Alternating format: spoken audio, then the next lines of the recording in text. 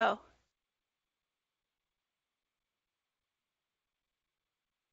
good morning.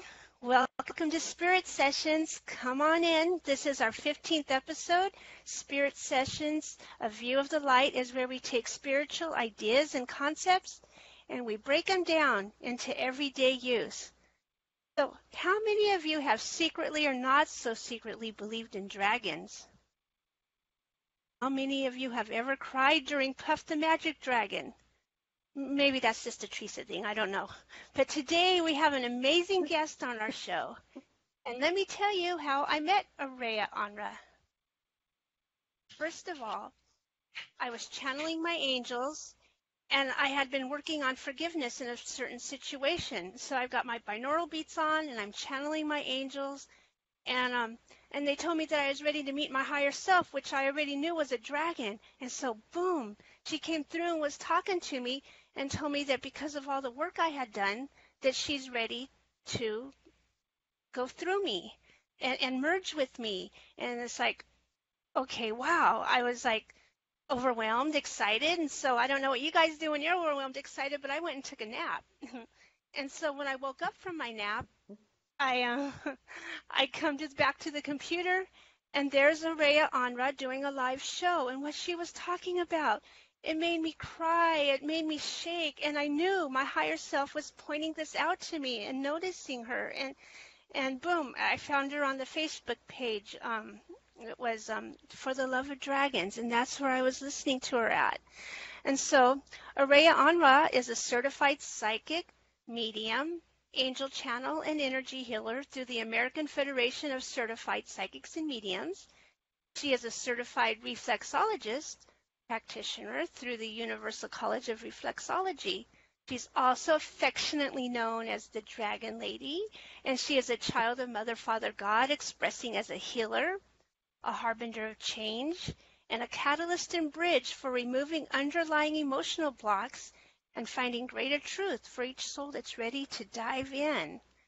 So the day that I met her, I I got her book, The Dragon Within. And this book is not only full of the most interesting information I've ever heard of, it's full of meditations and exercises. And then there's the like meditations that you listen to and has the dragon breathing and stuff, and it teaches us all about the 12 dragons that are more, that there's so many dragons in there that she teaches us about. And I find her book to be personally very transforming. And so share this episode out, like it up, heart it up. And um, Araya, my friend, I'd like to welcome you to Spirit Sessions. Well, thank And you. we have three questions for you, but first let me see if we have any comments from Bex. Bex, is people coming in? Yeah, we have people coming in. We have, let's see, Anne Salamonde Johannesson said, hi, beautiful ones. Uh, Nancy Louise said, hi, I'm here before you today. I love dragons. Rena Dwelle says, good morning. Chris Kupski-Ullman says, I'm so excited. Lots of people in today. We have 29 people. Dallas said, good morning. Ooh, So lots good of people morning, are interested in Dallas. dragons. This is a good time. Good show. This is a good show. I'm happy about that. And so, Araya, what I want to know was, how long have you been working with dragons, and how did that come about in the first place? Well, it wasn't something I ever expected in my life, and I was probably one of the early on skeptics of what, how can this be possible? My real spiritual journey and awakening to my energy healing, that's a primary thing of what I do as my gift, is my energy healing capacity through my hands and the level of vibration I can hold. So when Spirit started working with me it was the winter of 2002, 2003, I was living in Wyoming, and during that winter, I had all kinds of directives from my guides and internal guidance. And then over the course of the next year or so, as my energy healing started to expand, my guides started telling me to work with people. It's a very small town, so I started inviting friends over to have sessions. And what I started discovering was certain people were having lower back pain, like in the hip girdle and right between the shoulder blades. And as I would be working on them, there would be this energetic that the only thing I could describe it was it felt like a dragon. And that was the first experience I had with them. It was sort of this crazy, like, that can't be possible. What do I do with that information? So I just kept going with it and working with my guides. And what was interesting is it would feel like between their shoulder blades, if there was something releasing, it felt like wings expanding up and out, or in the base of the spine, feeling like a tail trying to come out, but getting stuck somewhere in the hip girdle. And as it would release, when we were done with the session, they would have no more physical pain. And I thought that really odd. I thought, well, there's something to that then. So I just kept working with it and just allowed more and more information to come, allowed more connection with them. And that was the beginning. And that was what led me to going to a workshop in Hawaii with someone. And that was where the merge happened. And that's where the book ended up getting inspired and coming shortly thereafter. So that's a whole nother story in itself, but I think that's probably going to be an answer to one of the questions that I know you have for me. So I will stop there, but that's how it started. And that's how it started for a lot of people that have never experienced dragons before. They go to a healer or a massage therapist or a psychic, and all of a sudden there's dragon energy in their field. They've never really understood that, but they've always had a passion for dragons, or they love them, they love their artwork, anything about dragons they're called to or fascinated by. And then, they don't mention that to their healer, but, their healer starts experiencing, there's wings trying to come out and they look like dragon wings. Or you've got 3 dragons in the room with us, you need to look into that. Oh. And that's when they start searching online and find me, because there's not a lot of information out there about working with dragons directly, especially how to call them in, how to work with their mantras and where they clear in the body and what they do for you. And so that's really where the book came from. I ended up writing a book 10 years ago. It was the fall of 2007 when I ended up in the UK in Glastonbury to bring it through. And it was one of those follow my guidance. I knew it was supposed to happen, got on a plane 6 weeks later, and everything unfolded very rapidly. Actually, the thing about working with dragons is they waste no time. They are very efficient. They're all about, boom, boom, let's do it now. And so once the dragons wake up for you, you have to be really ready to dive in. You have to be ready for what they're going to move you through, and just open your heart, because the biggest key thing that they do for us is move us into our heart space. So, I got spirit tingles all over. That's so fascinating. So what are the purpose of dragons today, and are they for everyone? Well, that's where, and this all blends together, what I was just talking about, because they are linked, historically, they are the ones that came in, were the volunteers. When God, I call it Mother, Father, God, people use creator, source. I really believe you have to give credit to it being God. But when this universe was being created, the dragons were the ones that came from the dragon realms, who had been in existence already for eons, and said, yes, we'll be the volunteers to hold the space, because they were able to carry a really incredibly high frequency of unconditional love, which is, in those angelic realm frequencies. And so all of the matrix points that have to be held in place in the laws of physics to make this universe possible, I believe and experience as dragons holding those spaces.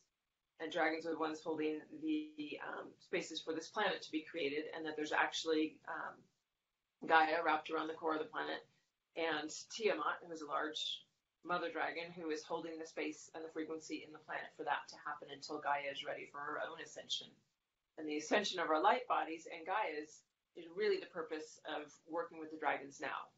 Because as the holders of the matrices, they're the holders of the matrices in our physical bodies as well, for our light bodies to anchor.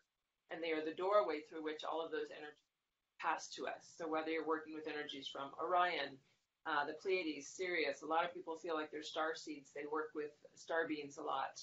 Everything coming from the greater central sun, from Mother, Father, God, comes through the gateway that the dragons are holding open. So they're really the gatekeepers of when is humanity ready? When is this individual ready?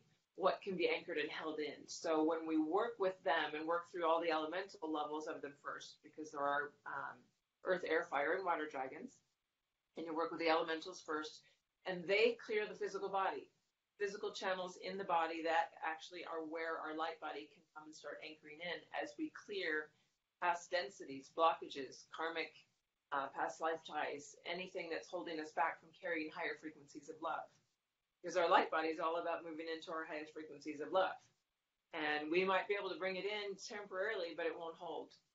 You might be able to do an activation with your crystalline body grids, the 15 key points, and this is one of the things the dragons gifted me with after bringing the book through, was the ability to activate these points in the body to start holding and anchoring the first stages of the light bodies come in. But people weren't ready. People are now more ready, but back then when I was first using it, people would bring it in, but it wouldn't anchor and stay. So that's really the key in what everybody can benefit from, but not.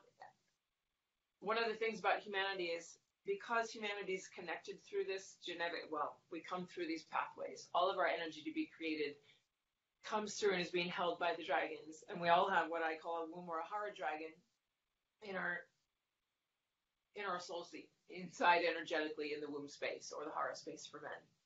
And where that's held is our connection. So every human has a connection to the dragons because they're the gatekeepers. But not every human is actually embodying a dragon as well. And those are the ones that are the dragon hearts and the dragon keepers on the planet who actually have been incarnate in other realms as dragon and have come through to experience being human, to learn empathy and compassion for what the human journey is, but also to be here to help hold the templates and bring the information through, help those that are actually just true human or starseed human to integrate that and how to bring their light body through. So that's where there's a balance, where there's, a lot of humanity is not going to be as deeply connected to the dragons as those that are actually embodiers. But because we all go through those gateways and they're the gatekeepers, essentially, then we're all connected in a way. So everybody can benefit from the work, but there will be much deeper work for a lot of people. Does that make sense? Yes, I love it. That's also so fascinating to me. I'm all Okay. excited in here. So I thank you for sharing that. So that Absolutely. brings me to my next question. And after that, we can go to the listeners. What is the most fascinating personal story you have about your relationship with the dragons? I'd be loving to hear that. Well, and that's where I wanted to stop the story earlier, because when I went to this workshop in Hawaii, I was still at a place where I was very skeptical of my own gifts. I wasn't really ready to step into my power, because that's one of the pieces the dragons bring. You will be stepping into your true power and your true level of compassion and open heart. Because the dragons, when we feel them, are the most deeply loving thing next to Mother, Father, God I've ever experienced. Sort of like experiencing the archangels, almost beyond that, though, because it's bigger. Ooh. And so they work with bringing the most loving, compassionate power. It's balancing power and compassion and bringing that together. And so for me, I wasn't ready to own that yet. I went to this workshop. It was called the Womb of the World Gathering. And I met the facilitator, and his first words to me was, "Oh, you're the one with the dragon connection. You're going to have a role to play this weekend." And I, of course, got sarcastic and skeptical and said, "Yeah, you let me know about that, okay? Because I'm here as a participant. I'm paying to be here." Well, as it turned out, after 3 days of work and really deeply connecting to some of my power pieces and some of my woundings and releasing some, sure enough, went out on the final day to do a ceremony out at this gorgeous lava pool in the Pacific. It was out on the big island of Hawaii, south of Kona, in the Pu'uohonau Sacred Refuge. And it's a sacred place where there's lava rocks that at a certain point in the tide comes in and fills this pool, and yet it's separate from the rest of the ocean. And I felt this presence enter the pool, and the facilitator looked up at me and said, "Just here, are you ready?" And I was like, "Yeah, I feel it." And I waded into the pool, and it's only about 3 to 4 feet deep, all coral and, sort of rough surface, rough underneath. And I dropped underwater, and I've always been very comfortable in the water. I've always been what I would consider a mermaid. I was teaching scuba diving. I was a swimmer for 13 years competitively growing up. It was just always my element. So I was very comfortable. I got in the water, and I felt this presence, and I knew it was dragon. I knew it was gigantic, and it had been the one that I'd actually been meditating with off the coast of Peru. There's a large water dragon who sits off the coast of Peru. She's one of the Council of Mu, and I had been drawn in meditation for the previous couple of months to just go and sit with her at the bottom of the ocean and feel her awakening and see her eyes starting to move behind her lids. And I would just sit and commune with her, felt her waking up. And then all of a sudden it was her coming into this pool, and I felt myself with a need to go underwater and thrash and spin as she would. And I felt us actually merge. And the most fascinating, and this is where it was the most fascinating thing, is it's getting me choked up just remembering it. Because I came up out of the water, and I opened my eyes, and I was looking at the ground and the space around and the participants who were waiting. And it was like I was looking through her eyes. I literally was not my own human eyes. I was looking through her eyes at how she viewed the world, and it was a much bigger perspective. It was very different, and the colors were quite different. And I was blown away. Actually, it was one of those moments in life that you never forget. It was the first homecoming for me of actually being my truest self, because that is me and I am she, and it was a profound moment. And then invited each person in, and she and I sang their womb dragon awake. We activated each one's womb dragon with their own individual mantra and song, and it was a natural flow. It was the most normal thing I could have ever been doing, and all of a sudden I was home, and that's really where it started. And then, like I said, at the end of that workshop, we were having lunch, and he looked across the table at me and said, you have a book to write now. And I think 3 days prior, I would have been freaked out by that and said, I don't know what to do with that. And now all of a sudden, without blinking, I said, yeah, I do. And 6 weeks later, I was on a plane to the UK. So I think looking back, that's the most fascinating one in the past. If we have time, I can show you the most fascinating one of late. But yeah, there's a lot of beautiful dragon stories, and I'm getting more and more, because the dragon readings that I do, and it's so joyous to actually work with individuals, because I never know what's coming. I never know what to expect when I go into a reading with someone. And as of late, the variety and kinds of dragons that have been showing up, especially the rainbow dragons with all the energy happening on the planet right now, have started showing themselves. And that's really exciting, because there's a big tie-in to everything that's happening globally. So to see the rainbow dragon energy really starting to be very present and very awake and coming through is to me really exciting. Yeah. That's beautiful. I love that. It's also exciting. Bex, are you reading the comments? Who does anybody have any questions real quick? I'm not seeing any questions yet, but there are so many comments. They're fascinated, I guess. They are. People are just blown away. We have a question from Sharon Schultz. She said, "Are Akashic and auric field or crystalline grid?" Sorry, not really sure what she means by that. Actually, she's probably asking about it because that's a very interesting point to bring up, because it is the core of the earth where the dragons are holding that doorway open is crystalline. It's a crystalline matrix with a core of fire. And so that whole crystalline aspect of the grid is definitely tied into the Akashic records, the auric field. Everything about us is in crystal form, and that's the descension of the light body. Because it's not so much ascending as much as descending our light bodies down into this realm and opening it here and now, right? And so she's probably, I feel like her question is really about how can the dragons be in charge when we're about crystal. And it's the crystal dragon is, because there's 4 elementals. There's the earth, air, fire, and water, male and female of each.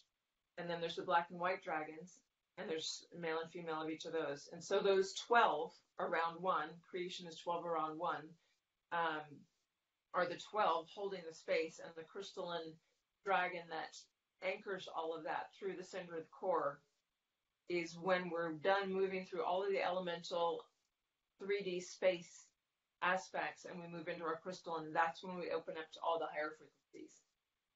So I have a feeling that that's where her question was coming from, that comment, and I hope that clarifies it for her.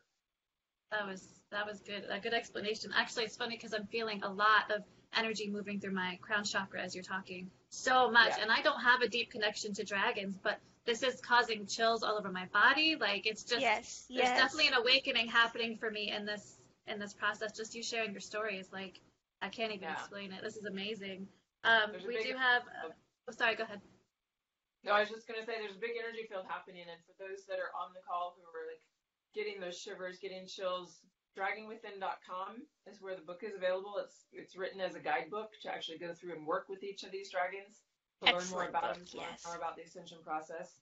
Um, Dragon Within. I have a business page. We have the For the Love of Dragons Facebook group. They can come in and join and learn more there as well. Yeah, I'll put Awesome. those all up in our comments below when we post the video, when we finish posting the video. Yeah. So I'll have all your sites in there for you. And Yes. it's awesome. So it's Chris, just that we have to have you Chris, back. Sounds like yeah, me too. that's all there is to Yes, it. it looks like it. Woohoo! We do have a question from Chris Pepsky Ullman. She wants to know how do we find out if we have a dragon? Well, you can do a dragon reading. I do 20-minute dragon readings. You can also just tune in. You know, if you know how to meditate and just sit and ask Spirit, ask Mother, Father, God, as you would any other. Do you know if you have an angel? Do you know if you are connected to star systems? If you just sit and ask the dragons, can you show me, am I connected to a dragon? You'll feel a presence, and you'll probably feel, quite often you feel their breath coming down the back of your neck. Because the first time they introduce, they will usually sit behind you and just breathe. Yes. And you'll feel Yeah, warm emanation feel that. from their heart right across your back, coming through the back of your heart chakra. We're very used to working in the front of the heart chakra, being open this way, but most of us aren't able to really receive love, which is coming through the back of the heart chakra. And so they are here. I mean, their gift to us is to help us open to receiving and fully loving ourselves so that we can in turn fully love everything, everyone and everything else. So you'll quite often feel a pressure or a heat trying to come from their heart chakra straight into the revert to the backside of yours, and or their breath coming down the back of your spine. And quite often that breath can either be warm, or you might feel it for those that have a real deep association with the fire or the black dragons. You might feel it come down like an icy shiver all the way down, because in contrast to what we believe or expect, the fire dragons work, their breath actually comes in as Arctic blast because it's so hot. It's such a zenith of fire. Wow. So Chris, So I hope cool. that helps you figure it out. Awesome.